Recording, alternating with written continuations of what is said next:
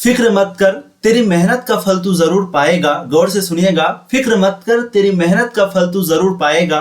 आज नहीं तो क्या हुआ, कल तेरा दिन जरूर आएगा। हेलो डियर फ्रेंड्स, आप सभी का वेलकम है तनु क्लासेस आर्टको में। आज के स्टूडियो में हम लोग फिर से लेके आए हैं पॉलिटिकल साइंस यानी कि राजनीति शास्त्र का टॉप लघु और दीर्घ प्रश्न, और ये जो है आपका पार्ट 5 है। ठीक है, इससे पहले हम लोग जो है टोटल 4 वीडियो कंप्लीट कर चुके हैं। ये आपका 5वां वीडियो, और जैसे आप सबको पता होगा हम लोग जो है टोटल 150 प्रश्न को आपको करवाएंगे, टोटल लघु और दीर्घ में 150, जिसमें से जो है 100% जितने भी प्रश्न पूछेंगे वो आपके यहीं से पूछे जाएंगे। ठीक है, तो ये आज आपका 5वां वीडियो बना है। इससे पहले 4 वीडियो कंप्लीट हो चुका है, जो नहीं देखे इनके बाद उसको भी देख लीजिएगा। और इन सभी प्रश्नों को आपको अच्छे से हर हाल में सुनना है, क्योंकि सारा जो सब्जेक्टिव है वो आपका यहीं से सॉल्व होगा। ऑब्जेक्टिव की जो तैयारी है वो बहुत अच्छी है, बिल्कुल लाजवाब है, नेक्स्ट लेवल आप लोगों का।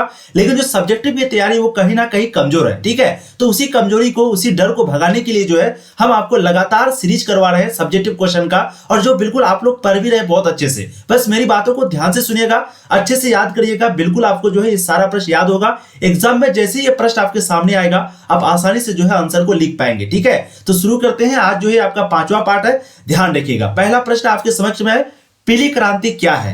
आपको पूछा जाता है पीली क्रांति के बारे में। हम आपको बता चुके हैं, जैसे श्वेत क्रांति जो है वो दूध के संबंध में है, जैसे हरित क्रांति जो है वो गेहूं और चावल के उत्पादन के संबंध में है, वैसे जो ये पीली क्रांति है वो आपका तिलहन उत्पादन के संबंध में है। ठीक है, तो ये तीनों क्रांति में से एक क्रांति जो है आपका पॉलिटिकल साइंस में पूछा ही जाता है। आप यकीन मानिए, अच्छे से आपको पढ़ लेना है। ठीक है, देखिए पीली क्रांति क्या है। तिलहन उत्पादन का संबंध पीली क्रांति से है, यानी कि जो तिलहन उत्पादन का जो संबंध है वो किससे है, तो वो आपका पीली क्रांति से है। पीली क्रांति के द्वारा तिलहन की गुणवत्ता को बढ़ाकर इसकी उत्पादन वृद्धि करना था। इसी क्रांति को पीली क्रांति के नाम से जाना जाता है। यानी कि ये पीली क्रांति की ही वजह से जो है इसकी गुणवत्ता को बढ़ाना, यानी कि तिलहन की जो गुणवत्ता है, तिलहन की जो उत्पादन है उनको बढ़ाना चाहता था, है ना। तो उसी के लिए एक क्रांति हुआ जिसका नाम पड़ा पीली क्रांति। इसको हम लोग पीली क्रांति के नाम से जानते हैं। अगला प्रश्न है आपके समक्ष में, जो कि बहुत ही महत्वपूर्ण प्रश्न है। वायु प्रदूषण से आप क्या समझते हैं? बहुत ही हलवा टाइप का, एकदम रसगुल्ला वाला प्रश्न आपको पूछा जाता है। जैसे आप देखिए, वायु प्रदूषण से आप क्या समझते हैं? देखिए, वायु में हानिकारक पदार्थ का मिलना ही वायु प्रदूषण कहलाता है। या फिर आप अपने शब्दों में आंसर दे सकते हैं, वायु में धुलकन मिलना, वायु में गैस मिलना, वायु में धुआं का मिलना, ये सभी चीज का मिलना जो है वही कहलाता है वायु प्रदूषण, जिसमें हम लोगों को सांस लेने में दिक्कत होती है। आसानी से आप अपने शब्द में आंसर को लिख सकते हैं। ठीक है, तो वायु में हानिकारक पदार्थ का मिलना ही वायु प्रदूषण कहलाता है। वायु प्रदूषण ये कैंसर हृदय की बीमारी होता है। वायु प्रदूषण से कौन सी बीमारी होती है? कैंसर हृदय की बीमारी होती है। ठीक है, अगला प्रश्न आपका है, वैश्वीकरण से आप क्या समझते हैं? बहुत ही महत्वपूर्ण प्रश्न है। वैश्वीकरण के बारे में भी आप लोग अच्छे से जानते होंगे। यही वैश्वीकरण की प्रक्रिया से जो है आज हम लोग पूरी दुनिया में कोई भी चीजों को आसानी से खरीद सकते हैं, आसानी से पा सकते हैं। ठीक है, देखिए, किसी देश की अर्थव्यवस्था को विश्व की अर्थव्यवस्था से जोड़ देना, यानी कि जैसे भारत का अर्थव्यवस्था को अगर हम लोग विश्व की अर्थव्यवस्था जोड़ देंगे, दुनिया की अर्थव्यवस्था जोड़ देंगे, तो इसी को कहा जाता है, इसी प्रक्रिया को, इसी प्रोसेस को कहा जाता है वैश्वीकरण। ठीक है, तो बिल्कुल आप आसानी से इस सारे प्रश्नों को याद रखिएगा। ये सारा प्रश्न आपके एग्जाम में पूछे जाते हैं, और जो 4 वीडियो हम लोग बनाए हैं इनके बाद आप उनको भी देख लीजिएगा डियर। लिंक आपको डिस्क्रिप्शन पे लिंक मिल जाएगा, या फिर चैनल में जाइएगा, मिल जाएगा आपको। ठीक है, वहां पर सारा वीडियो मिल जाएगा, तो आप प्लीज अच्छे से देख लीजिएगा। आपकी जो सब्जेक्टिव की तैयारी वो बहुत ही लाजवाब हो जाएगी। ठीक है, देखिए, वैश्वीकरण के कौन कौन सा लाभ हुआ, आपको बताना है कि वैश्वीकरण के कारण कौन कौन सा लाभ हुआ। वैश्वीकरण के निम्नलिखित लाभ हुआ। पहला है, वैश्वीकरण से रोजगार मिला, बिल्कुल सही बात है। दूसरा, वैश्वीकरण से दुनिया के सभी देशों का लाभ मिला, यानी कि वैश्वीकरण के कारण दुनिया के जितने भी देश है सभी को लाभ मिला, सिर्फ गरीब लोगों को छोड़ के। वैश्वीकरण से विश्व व्यापार को बढ़ावा मिला, यानी कि जो विश्व व्यापार है, पूरी दुनिया में जो व्यापार है वो बहुत तेजी से होने लगी। ठीक है, वैश्वीकरण से कम रुपये में अच्छी से अच्छी वस्तु प्राप्त हो सकता है, यानी कि ये वैश्वीकरण के कारण, जैसे अब हम लोग कोई भी फोन लेना चाहते हैं तो हम लोगों के पास ऑप्शन होता है कि हम लोग सैमसंग लें, या फिर हम लोग क्या कहता है आईफोन ले, या फिर हम लोग क्या कहता है छोटा भी कंपनी ले लेते हैं, जैसे एमआई ले, या फिर जो भी आपका कंपनी है मोबाइल फोन का। तो हम लोगों के पास ऑप्शन बहुत ज्यादा हो गया। ये किसके कारण? वैश्वीकरण के कारण। अगर वैश्वीकरण नहीं होता तो आज हम लोग जापान में जो मोबाइल बनता है उसको नहीं देख पाते, अमेरिका में जो मोबाइल बनता है उसको हम नहीं देख पाते, तो हम लोगों के पास ऑप्शन जो है वो नहीं रहता। तो वैश्वीकरण के कारण जो हम लोगों के पास विकल्प ज्यादा हो गया, जिसके कारण हम लोगों को ये सारा लाभ हुआ। अच्छे से आप लोग स्क्रीनशॉट ले लीजिएगा प्लीज, जो भी पीडीएफ नहीं लिए, और जो पीडीएफ ले चुके हैं प्लीज आप जाकर के इसके बाद जाके अच्छे से पढ़िएगा। ठीक है, अब गुटनिरपेक्ष आंदोलन पर आपको एक टिप्पणी लिखने के लिए कह रहा है। देखिए, गुटनिरपेक्ष आंदोलन की जो शुरुआत है वो 1950 में हुआ था। ठीक है, ये तो आप सबको पता होगा गुटनिरपेक्ष आंदोलन। अच्छा, ये गलत यहाँ पर दिया हुआ है, 1 सेकेंड, यहाँ पर जो डेट है वो आपका गलत दिया हुआ, ठीक है, 1961 हो जाएगा। सॉरी फॉर डेट, हो सकता है मिस्टेक थोड़ा सा। देखिए, गुट निरपेक्ष आंदोलन की जो शुरुआत है वो 1961 में हुआ था। अब आपको थोड़ा सा और भी लिखना चाहिए इस लाइन में, ठीक है। जैसे कि जब गुट निरपेक्ष आंदोलन का शुरुआत हुआ था तो उस वक्त में टोटल 25 देशों ने जो है शामिल हुआ था। यहाँ पर कितना, 25 देश। और इसकी जो स्थापना है वो कहाँ पर हुआ था, तो बेलग्रेड में हुआ था। बेलग्रेड जो है वो कहाँ पर है, तो बेलग्रेड नाम का एक जगह है जो कि है ब्राजील में। कहां पर है, ब्राजील में, ठीक है। और उनके बाद और एक यहाँ पर एक पॉइंट को जोड़ सकते हैं कि उस वक्त में कौन कौन सा लोग था, है ना। अभी जो वर्तमान में टोटल 120 सदस्य है, ये भी याद रखिएगा। जब स्थापना हुआ था तो टोटल 25 सदस्य था, लेकिन अभी टोटल 120 सदस्य है। ये सारा जब पॉइंट आप लिखेंगे तो आपको जो नंबर जो देने वाला है एग्जामिनर, वो बिल्कुल ठोक करके नंबर देगा, गर्दा आपको उड़ा देना है डियर, ठीक है। क्योंकि आपके पास नॉलेज उतना भरपूर है, मैं जानता हूं, क्योंकि मैं आपको बार बार बताता हूं, चीजों को रिवाइज करवाता हूं, बार बार आप लोगों को बताता हूं, ठीक है। चलिए अब अगला देखिएगा, कौन कौन से संस्थापक थे, ये तो आपको पता ही होगा। जैसे जवाहरलाल नेहरू थे भारत के, उनके बाद मिस्र के पूर्व राष्ट्रपति जिनका नाम था ये जमाल अब्दुल नासिर था उनका नाम, है ना। और एक है ब्रास टीटो जो कि युगोस्लाविया का था। तो ये तीनों ने मिलकर के जो है इसका स्थापना किया था गुट निरपेक्ष आंदोलन का, ठीक है। अब गुट निरपेक्ष आंदोलन क्या है, बस वही है, दूसरा विश्व युद्ध के बाद विश्व जो है दो गुटों में बट गया था। एक आपका सोवियत संघ था, एक आपका अमेरिका था। तो पूरी दुनिया जो है वो दो खेमों में बट गया था। अब किसी के पास ऑप्शन सिर्फ दो ही था, या तो सोवियत संघ के साथ जाओ या तो पूंजीपति के साथ जाओ, यानी कि अमेरिका के साथ जाओ। लेकिन कुछ कुछ ऐसे देश थे जो कि नहीं जाना चाहते थे, उन्होंने जो है गुट निरपेक्ष आंदोलन का शुरुआत किया, है ना। जिसमें एक पूंजीपति वर्ग का था, दूसरा क्या था, समाजवाद था। लेकिन जो इसमें नहीं जाना चाहता था वही जो है आपका गुट निरपेक्ष आंदोलन है। तो इसी क्वेश्चन का आंसर इस दोनों लाइन को आप मिला करके लिख सकते हैं, स्क्रीनशॉट आप ले लीजिए। बाकी टोटल 25 सदस्य था शुरुआत के समय, 120 सदस्य अभी है।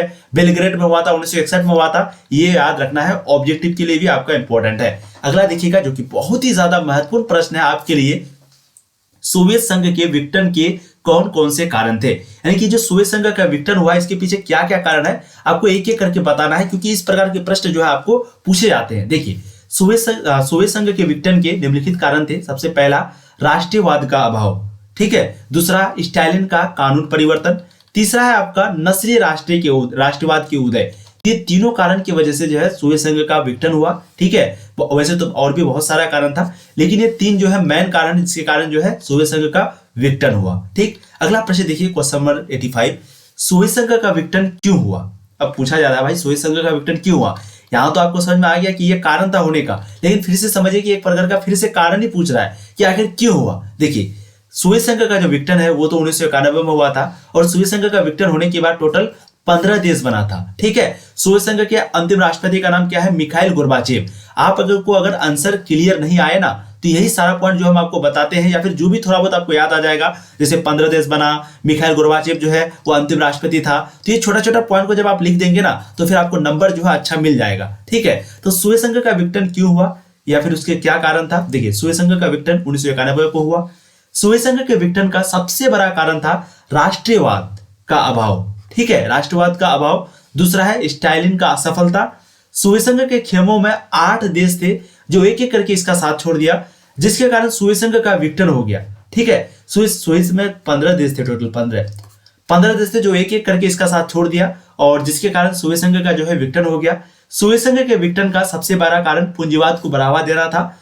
दुनिया के सभी देशों ने सोवियत संघ को छोड़कर पूंजीवाद विचारधारा को अपना लिया था। तो ये सारा कारण है सोवियत संघ के विघटन का। तो यहाँ पर भी वही कारण ही आपको बता रहे थे, और यहाँ पर भी आपका कारण है। दोनों में से कोई भी आंसर को लिख देंगे, आपको नंबर जो है वो 100% मिल जाएगा। अब अगला प्रश्न देखिए, जो कि बहुत ही इंपॉर्टेंट है, बहुराष्ट्रीय कंपनी से आप क्या समझते हैं। देखिए, ऐसी कंपनी जो 2 या 2 से अधिक राज्यों में व्यापार करता हो, ठीक है, या तो 2 या 2 से अधिक राज्यों में, या 2 या 2 से अधिक राष्ट्रों में। यानी कि मान लेते हैं जैसे रिलायंस कंपनी है, तो वो भारत में भी करता है, चाइना में भी जाके करता है, अमेरिका में भी करता है, इंग्लैंड में भी करता है। तो 2 या फिर 2 से अधिक राज्यों में अगर कोई भी व्यापार करेगा, बिजनेस करेगा, तो वो जो है बहुराष्ट्रीय कंपनी कहलाएगा, ठीक है। अगला देखिए, भूमंडलीकरण क्या है। तो पूरे विश्व को एक गांव की तरह जोड़ देने की जो प्रक्रिया है, उसी को हम लोग कहते हैं भूमंडलीकरण।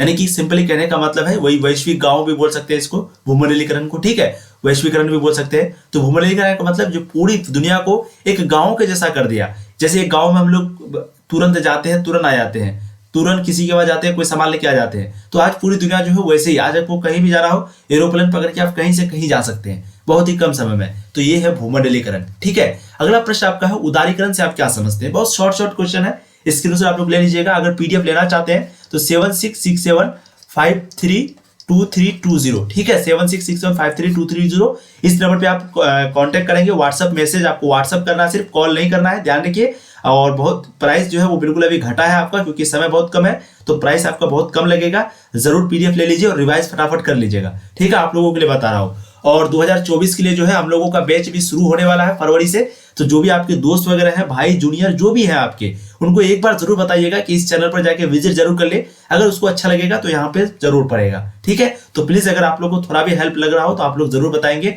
अपने सारे दोस्तों को, भाई को, जूनियर जो भी है, भाई बहन आपका, ठीक है। चलिए, उदारीकरण से आप क्या समझते हैं? तो उदारीकरण एक ऐसी प्रक्रिया है जिसमें सरकार किसी कंपनी पर लगे जो प्रतिबंध है उसको हटा देती है ना। यानी ये एक ऐसा प्रोसेस है जिस पर अगर कोई कंपनी पर कोई भी प्रतिबंध लगा हुआ है, कोई अगर किसी कंपनी को किसी चीज पर बैंड किया गया है, तो ये जो उदारीकरण है इसकी वजह से, इस प्रक्रिया की वजह से वो जो बैंड है वो हट जाता है।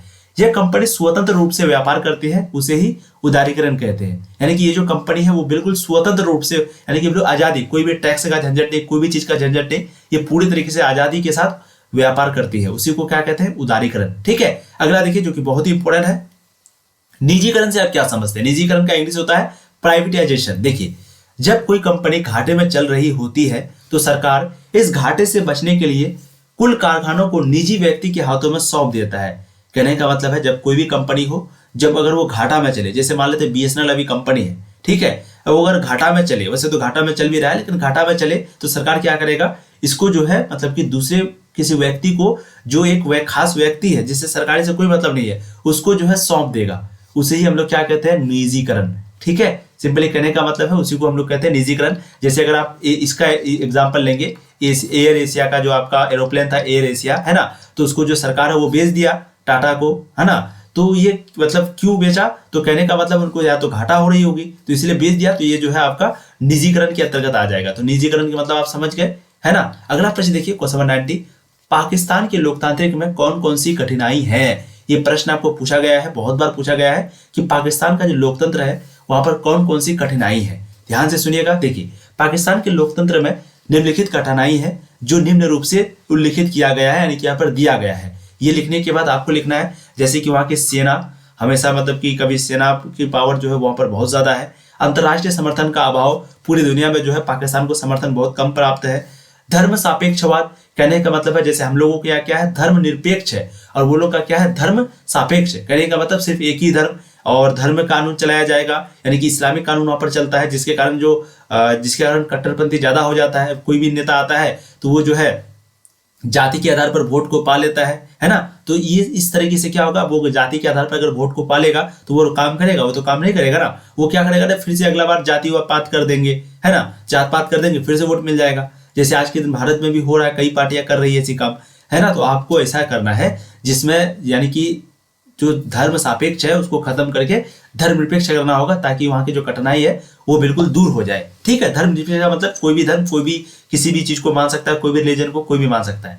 अब आर्थिक दृष्टि से कमजोर होना, आर्थिक दृष्टि से कमजोर होना ये भी जो है बहुत बड़ी है कठिनाई है, खास करके पाकिस्तान के लोकतंत्र की, ठीक है। तो स्क्रीनशॉट ले लीजिएगा। अगला देखिए, विश्व बैंक के कौन कौन से कार्य हैं? तो देखिए, विश्व बैंक के निम्नलिखित कार्य हैं। सबसे पहला, विश्व बैंक पिछड़े देशों को ऋण देकर उनके कर्ज को माफ कर देता है ना। यानी कि जो भी देश बहुत पीछे होता है, मतलब समझिए कि विकासशील से भी कम होता है, तो उनको जो है लोन देकर के, यानी कि ऋण देकर के, ऋण तो देता है लेकिन फिर उनको कर्ज भी माफ कर देता है, ऋण वापस नहीं लेता है अगर वो नहीं चुका पाता है तो, ठीक। दूसरा, यह बैंक पिछड़े एवं गरीब देशों में शिक्षा एवं स्वास्थ्य की समस्याओं का समाधान करता है। कहने का मतलब जो पिछड़ा और गरीब देश है ना, जो बहुत ही ज्यादा गरीब देश है, तो वहां पर जैसे कि अफ्रीका के देशों में शिक्षा का हो गया, स्वास्थ्य यानी कि हेल्थ वगैरह से हो गया, कोई भी अगर समस्या हो जाता है तो ये जो विश्व बैंक है वो उसमें मदद करता है, ठीक है। तीसरा है, यह विकासशील देशों में जैसे कि बिजली, पानी, रोजगार उपलब्ध कराता है। क्या क्या? बिजली, पानी, रोजगार, ये सारा चीज जो है विकासशील देशों में विश्व बैंक जो है उपलब्ध कराता है, ठीक है। तो ये सभी कार्य है विश्व बैंक का।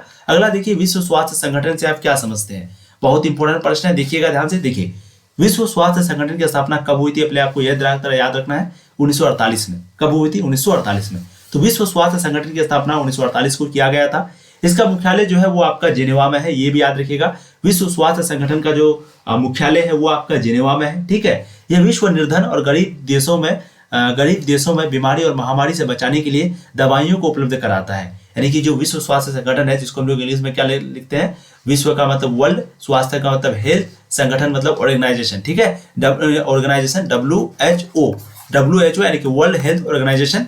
तो इससे आप क्या समझते हैं? तो बिल्कुल जैसे आज के दिन कोरोना वगैरह है तो विश्व स्वास्थ्य संगठन तुरंत सूचना दे देता है, तुरंत कोई ना कोई मैसेज जारी कर देता है ना। तो ये जो विश्व स्वास्थ्य संगठन है ये गरीब देशों को क्या करता है, बीमारी और महामारी जो भी होता है उनसे बचने के लिए दवाई का उपलब्ध कराता है। ये बच्चों के स्वास्थ्य के प्रति अधिक ध्यान देता है। ध्यान रखिएगा, विश्व स्वास्थ्य संगठन जो है बच्चों को अगर कोई बीमारी हो जाए तो उस पर वो ज्यादा ध्यान देता है। भारत में पोलियो की दवाई इसी संस्था के द्वारा दिया जाता है। और भारत में जो आजकल पोलियो, आजकल नहीं मतलब जब से भी चल रही होगी, तो पोलियो जो चल रहा है तो ये किसके देन है? विश्व स्वास्थ्य संगठन का, ठीक है।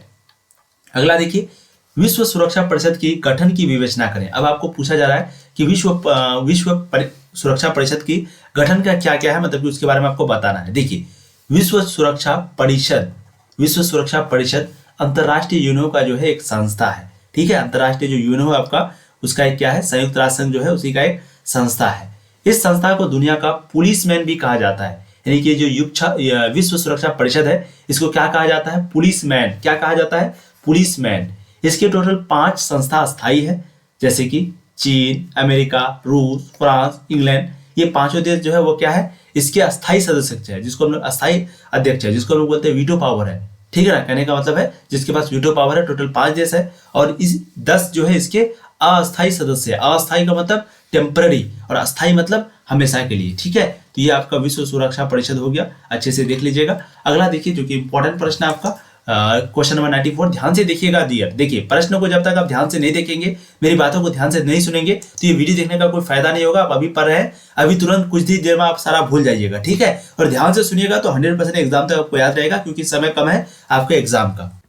तो प्रश्न आपका यहाँ पर है कि शिक्षा और रोजगार में पुरुषों और महिलाओं की स्थिति का अंतर बताइए। यानी कि शिक्षा के क्षेत्र में और रोजगार के क्षेत्र में पुरुष और महिला के बीच का जो स्थिति है उसके बारे में अंतर बताना है। अब सिंपल अगर समझेगा तो बहुत आसान है, लेकिन आंसर पहले आप देखिए पुरुषों और महिलाओं की जो स्थिति है, स्थिति में जो शिक्षा और रोजगार के क्षेत्र में बहुत अंतर है, ठीक है। जैसे स्त्री साक्षरता 2001 में 54.16% थी, ठीक। जबकि पुरुषों की जो साक्षरता है वो कितना है? 75.85 यानी कि 85%। तो कहने का मतलब कितना अंतर हो गया। यहाँ पर सिर्फ महिला की कितनी है? 54.16% और पुरुषों की 75.85%। शिक्षा के अभाव के कारण रोजगार, प्रशिक्षण यानी कि ट्रेनिंग, स्वास्थ्य सुविधाओं के उपयोग जैसे क्षेत्रों में महिलाओं की सफलता सीमित है। यानी कि आज के दिन भी आप देखेंगे हॉस्पिटल में जाके, स्कूल में जाके, तो महिला की जो सीट है वो खाली है। ये किसके कारण? शिक्षा के कारण, ठीक है। तो ये सारा अंतर है। बस शॉर्ट क्वेश्चन है तो शॉर्ट में आपको आंसर देना है। अगला देखिएगा, असम आंदोलन के मुख्य मुद्दे क्या थे? ये आपका बहुत इंपॉर्टेंट प्रश्न है, ठीक है, ध्यान से सुनिएगा। देखिए, असम जो है वो पूर्वोत्तर में सबसे बड़ा और ऐतिहासिक दृष्टि से प्राचीनतम राज्य रहा है ना। यानी कि पूर्वोत्तर में कहने का बात है, जो कि 7 सिस्टर जो स्टेट है, तो उसमें जो है असम जो है वो सबसे पुराना राज्य कह सकते हैं हम लोग, ऐतिहासिक दृष्टि से प्राचीन राज्य है। कुल मिलाकर पूर्वोत्तर क्षेत्र में टोटल 7 राज्य है, आपको पता है, जिसको हम लोग 7 राज्य बोलते हैं या बहनें बोलते हैं। टोटल 7 सिस्टर स्टेट, ठीक है, जिनमें चलाए गए समय समय पर आंदोलन असम आंदोलन के हिस्से ही है। यानी कि जिनमें ये 7 राज्य में जो भी आंदोलन चला है तो इसमें ज्यादातर जो हिस्सा है वो किसका है? असम का है, ठीक है। पूर्वोत्तर में बड़े पैमाने पर अप्रवासी आए हैं। अप्रवासी का मतलब हो गया यानी कि दूसरे देश से, जैसे बांग्लादेश से बहुत सारा लोग आए हैं वहां पर, है ना। तो कहाँ पर? वही असम में, जहाँ पर असम की बात हम लोग यहाँ पर कर रहे हैं। तो असम में बांग्लादेश, क्योंकि बांग्लादेश के बॉर्डर के बगल में है, तो बांग्लादेश से बहुत सारे लोग असम में आए हैं, उन्हीं को बोला जाता है अप्रवासी। इससे एक खास समस्या पैदा हुई है। स्थानीय जनता इन्हें बाहरी समझती है और बाहरी लोगों के खिलाफ उसके मन में गुस्सा है। कहने का मतलब आप समझ सकते हैं कि इससे जो है एक खास समस्या पैदा हुई है। स्थानीय जनता इन्हें क्या समझती है? बाहरी समझती है। यानी कि जो लोग पहले से रह रहे होते हैं वो जो है इनको बाहरी समझता है कि ये क्या है, मतलब ये लोग क्यों आके रहते हैं, है ना, ये अप्रवासी यहाँ पर क्यों आता है। और बाहरी लोगों के खिलाफ जो है उसके मन में गुस्सा भी है। यानी कि जो लोग बाहर से आते हैं उनके खिलाफ इनके अंदर में गुस्सा भी है। भारत के दूसरे राज्यों अथवा किसी अन्य देशों में आए लोगों को यहाँ की जनता रोजगार के अवसर और राजनीतिक सत्ता के एतबार से एक प्रतिद्वंदी के रूप में देखती है। कहने का मतलब है, प्रतिद्वंदी का मतलब है कॉम्पिटिटर। यानी कि जो भी बाहरी देश से लोग आता है, अन्य देश से या फिर किसी भी बाहरी देश से जब लोग भारत आता है, तो यहाँ का जो जनता है वो सोचता है कि हम लोगों को नौकरी नहीं मिल रहा है, हम लोगों को तो कोई अवसर नहीं मिल रहा है, तो ये यहाँ पर क्या करने के लिए आया है, ये तो हम लोगों का टक्कर में आ गया, हम लोग का कॉम्पिटिशन में आ गया। ऐसा जो है यहाँ के लोग सोचते हैं। स्थानीय और कहाँ के लोग? असम के लोग, ध्यान रखिएगा, असम के, ठीक है। स्थानीय और बाहर से आए लोगों के बारे में मानते हैं कि ये लोग यहाँ की जमीन हथिया रहे हैं, पूर्वोत्तर के कई राज्यों में इस मामले ने राजनीतिक रंग ले लिया है, राजनीतिक रूप ले लिया है या फिर रंग ले लिया है बोल सकते हैं। और कभी कभी इन बातों के कारण हिंसक घटनाएं भी होती है, यानी कि खून खराबा भी होता है। तो सिंपली कहने का मतलब आप तो समझ ही गए होंगे, जैसे कोई भी बांग्लादेशी या फिर कोई भी लोग यहाँ पर आता है भारत में, तो यहाँ के खास करके असम के लोगों को कहना है कि ये लोग यहाँ पर क्यों आते हैं, ये लोग यहाँ पर आएंगे तो यहाँ पर जो हम लोग का रोजगार है हम लोगों को खुद नहीं मिलता है, तो इन लोगों को कहाँ से मिलेगा, कुछ मिलेगा तो ये लोग ले लेगा, है ना। तो इस तरीके से जो है वो लोगों के बारे में समझता है, और ये जो है असम आंदोलन का मुख्य मुद्दा था। ठीक है, अगला देखिए क्षेत्रवादी क्या है, जो कि इंपॉर्टेंट क्वेश्चन है, ध्यान से देखिएगा। भारत ने विविधता के सवाल पर लोकतांत्रिक दृष्टिकोण को अपनाया, है ना। कहने का मतलब है कि जैसे यहाँ पर अलग अलग जाति के लोग, अलग अलग धर्म के लोग रहते हैं, अलग अलग भाषा बोलने वाले लोग रहते हैं, अलग अलग समुदाय के लोग रहते हैं, लेकिन इसके आधार पर भारत में विविधता है, बहुत ज्यादा विविधता है, अलग अलग भाषा, अलग अलग बोली, अलग अलग धर्म, लेकिन फिर भी यहाँ पर क्या है, लोकतांत्रिक दृष्टिकोण है। ठीक है, लोकतंत्र में क्षेत्रीय आकांक्षाओं की राजनीतिक अभिव्यक्ति की अनुमति है, और लोकतंत्र क्षेत्रीयता को राष्ट्र विरोधी नहीं मानता। इसके अलावा लोकतांत्रिक राजनीति में इस बात के पूरे अवसर होते ही कि विभिन्न दल और समूह क्षेत्रीय पहचान आकांक्षा अथवा किसी खास क्षेत्रीय समस्या को आधार बनाकर लोगों की भावनाओं की नुमाइंदगी करे। इस तरह लोकतांत्रिक राजनीति की प्रक्रिया में क्षेत्रीय आकांक्षाओं और बलवती होती है। कभी ऐसा भी हो सकता है कि राष्ट्रीय एकता के सरोकार क्षेत्रीय आकांक्षाओं और तरूण जरूरतों पर भारी पड़े। कोई व्यक्ति ऐसा भी हो सकता है कि हम क्षेत्रीय सरकारों के कारण राष्ट्र की जो जरूरियात है, बहुत ज्यादा जो विहितर जरूरत, यानी कि कहने का मतलब जो बहुत बड़ा जरूरियात है, उससे आंखें मूंद ले। जो राष्ट्र चाहते हैं कि विविधताओं का सम्मान हो, साथ ही साथ राष्ट्र की एकता भी बने रहे, यानी कि कोई देश अगर ऐसा चाहता है कि अलग अलग धर्म के लोग, अलग अलग जाति के लोग एक जगह रहे और राष्ट्र भी बना रहे, है ना, एक साथ रहे और राष्ट्र भी बना रहे, वहां क्षेत्रों की ताकतें, उनके अधिकार और अलग अलग अस्तित्व के मामले पर राजनीतिक संघर्ष का होना एक आम बात है। ठीक है, तो ये सारा जो है क्षेत्रवाद का मतलब है, डिफिनेशन है, आप अच्छे से देख लीजिएगा, बहुत ही जबरदस्त। अब सुरक्षा क्या, थोड़ा देख लेते हैं। देखिए, सुरक्षा का शाब्दिक मतलब होता है खतरे से आजादी, है ना। खतरे से आजादी का मतलब ही हुआ सुरक्षा। ठीक है, किसी भी देश में जीवन खतरे से भरा होता है, बिल्कुल सही बात है। इसका मतलब यह होता है कि हर तरह के खतरे को सुरक्षा खतरा माना जाता है, यानी कि किसी भी देश में देखेंगे, किसी भी घर में, किसी भी देश में जो जीवन खतरे से अगर भरा हो, तो वो फिर क्या होगा, इसका मतलब होगा कि यहाँ पर खतरे से सुरक्षा का मतलब करना ही होगा। ठीक है, अगला देखिएगा, युद्ध का क्या मतलब होता है और यह क्या देता है, युद्ध का क्या अर्थ होता है और ये देता क्या है, इसको आप समझेंगे। देखिए, युद्ध का अर्थ विनाश होता है, विनाश। युद्ध का अर्थ क्या आता है, विनाश। लहरों से डरकर नौका पार नहीं होती, कोशिश करने वालों की कभी हार नहीं होती। हम लोग लड़ेंगे नहीं, हम लोग डरेंगे भी नहीं, हम लोग को क्या करना, मेहनत करना और कोशिश करना है। ठीक है, वैसे जो डरा समझो वो मरा। ठीक है, तो प्लीज हम लोगों को अच्छे से हिम्मत के साथ काम लेना है। वक्त अभी कम है, बिल्कुल हम भी जानते हैं, आप भी जानते हैं, लेकिन इस वक्त को भी हम लोग को बर्बाद नहीं करना है, अच्छे से ध्यान से पढ़ना है। आप पढ़ेंगे तभी जो आपका रिजल्ट है वो बोलेगा, आप अगर नहीं पढ़ेंगे तो फिर आपका रिजल्ट नहीं बोलेगा, लोगों का बोलिया, लोगों का मुंह बोलेगा। ठीक है, तो अगर आप लोगों का मुंह को बंद करवाना चाहते हैं तो आपको रिजल्ट को बुलवाना होगा, और वो बुलवाने के लिए आपको अच्छे से तैयारी करना होगा ही होगा। ठीक है, अब युद्ध का क्या मतलब होता है, ये क्या देता है, तो युद्ध का मतलब विनाश होता है, तो आप लोगों ने देखा। यह युद्ध देता है हाली, गरीबी, जनगम की क्षति, मृत्यु और विकलांगता, विधवाएं, अनाथ बच्चे और भय देता है। कहने का मतलब अगर युद्ध हो जाए तो वहां पर नुकसान बहुत ज्यादा होगा, हानि बहुत ज्यादा होगा, गरीबी बहुत ज्यादा होगा नुकसान की वजह से। ठीक है, मृत्यु और विकलांगता, यानी कि बहुत सारे लोग नंगा लुल्ला हो जाएंगे। जैसे आज के दिन जापान का जो नागासाकी जगह है, हिरोशिमा जो जगह है, वहां पर लोग नंगा लुल्ला पैदा हो रहे हैं परमाणु बम के कारण। ठीक है, तो ये भी बहुत बड़ा कारण है खास करके युद्ध का। उनके बाद जो युद्ध किसी को सुरक्षा नहीं देता है, कहने का मतलब है कि अनाथ बच्चे हो गया, ये सारा चीज के भय देता है। युद्ध किसी को सुरक्षा नहीं देता है, युद्ध किसी को सुरक्षा थोड़ी दे, वो तो खतरा बन जाता है। 10 दिसंबर 1948 को यूएनओ द्वारा बहुत बड़ी घोषणा किया गया, क्योंकि इसी दिन महासभा ने मानव अधिकारों की घोषणा किया था। ठीक है, यानी कि 10 दिसंबर को ही क्या हुआ था, महासभा ने मानवाधिकारों की, आपको पूछा भी जाता है कि मानवाधिकार जो दिवस है वो कब मनाया जाता है, 10 दिसंबर को। तो 10 दिसंबर 1948 को ही यूएनओ द्वारा जो है बहुत बड़ी घोषणा किया गया था, क्योंकि इसी के दिन महासभा ने मानव अधिकारों की घोषणा किया, और प्रतिवर्ष हम 10 दिसंबर को मानव अधिकार दिवस के रूप में मनाते हैं। इस प्रकार कहा जा सकता है कि 10 दिसंबर 1948 ईस्वी का बहुत महत्व है। ठीक है, तो ये क्या हो गया, युद्ध का आपका अर्थ हो गया, आप अच्छे से देख लीजिएगा। अगला देखिए, वीटो शक्ति क्या है, पूछा जाता है, और ये किसको प्राप्त है, तो ये तो 5 देशों को प्राप्त है, ये सब आपको पता है कौन कौन है, आपको नाम भी बताना है, जैसे कि चीन, अमेरिका, रूस, फ्रांस, इंग्लैंड। ठीक है, देखिए वीटो शक्ति क्या है। छठ के 5 अस्थायी सदस्य है, ठीक है, और जिनको निषेधाधिकार प्राप्त है, यानी कि पूरे दुनिया में टोटल आपका कितना है, 5 अस्थायी सदस्य है जिनको वीटो पावर है, यानी कि निषेधाधिकार है। जो ये राष्ट्र है, जो क्या है, एक राष्ट्र है, अमेरिका, चीन, रूस, फ्रांस, इंग्लैंड, वीटो पावर का सबसे बड़ा महत्व है यह है कि, यानी कि अमेरिका, चीन, फ्रांस, इंग्लैंड, वीटो पावर का सबसे बड़ा है महत्व है यह है कि कोई भी जो कार्य है वो छंदार्थ में पांचों की रजामंदी से होता है। अगर 4 राजी हो लेकिन एक राजी नहीं हो तो कार्य को रोक दिया जाएगा। कहने का मतलब ये जो 5 वीटो पावर है, जैसे चाइना, अमेरिका या फिर जितने भी देश हैं, तो कोई अगर कानून लाना चाहता है, कुछ लाना चाहता है, तो ये अगर चारों देश वहां पर शामिल होगा तो 5वां देश जो रहेगा उसको शामिल नहीं किया जाएगा, ठीक है। तो ये आपका यहाँ पर देख लीजिएगा अच्छे से। तो अगर 4 राजी हो जाए लेकिन एक नहीं तो कार्य को रोक दिया जाएगा। सभी अस्थायी सदस्य का सहमति होना बहुत जरूरी है। इस प्रकार की शक्ति दिया है वीटो प्राप्त देशों को, ठीक है। तो इस तरीके से जो है आप लोगों को आंसर को लिखना है।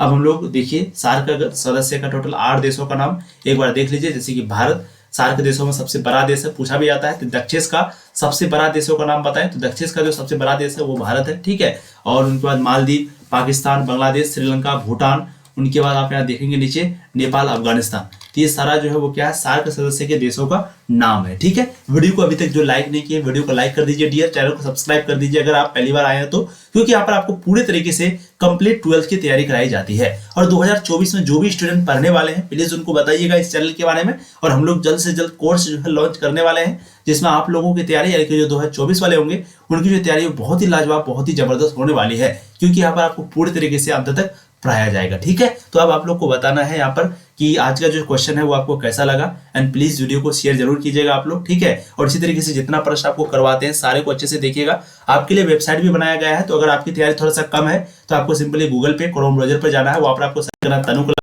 जैसे आप तनु क्लासेस सर्च कीजिएगा ऊपर में लिंक आएगा, इस पर क्लिक कीजिएगा। इस पर क्लिक करने के बाद आपको वेबसाइट जो है इस प्रकार का खुल जाएगा। तो यहाँ से भी आप जो है कम समय में बेहतर तैयारी कर सकते हैं। कोई भी ऑब्जेक्टिव सब्जेक्टिव क्वेश्चन जो है यहाँ से पढ़ सकते हैं, मॉडल सेट वगैरह पढ़ सकते हैं। तो आप जाइए तैयारी कीजिए, और ये जितना भी प्रकार का ऐड दिखता है आपको इस पर क्लिक कीजिए। इससे जो है हम लोगों को वीडियो में लाइक मिल जाएगा। जैसे आप यहाँ पर लाइक करते हैं वैसे वहां पर लाइक मिल जाएगा। थैंक यू सो मच, आपने अपना कीमती वक्त दिया डियर। ऐसे ही पढ़ाई करते रहिए, डरना नहीं है, ठीक है। क्योंकि फिक्र मत कर, मेहनत का फल तू जरूर पाएगा। फिक्र मत कर, मेहनत का फल तू जरूर पाएगा। आज नहीं तो क्या हुआ, कल तेरा दिन जरूर आएगा। आज नहीं तो क्या हुआ, कल तेरा दिन जरूर आएगा। Thank you so much.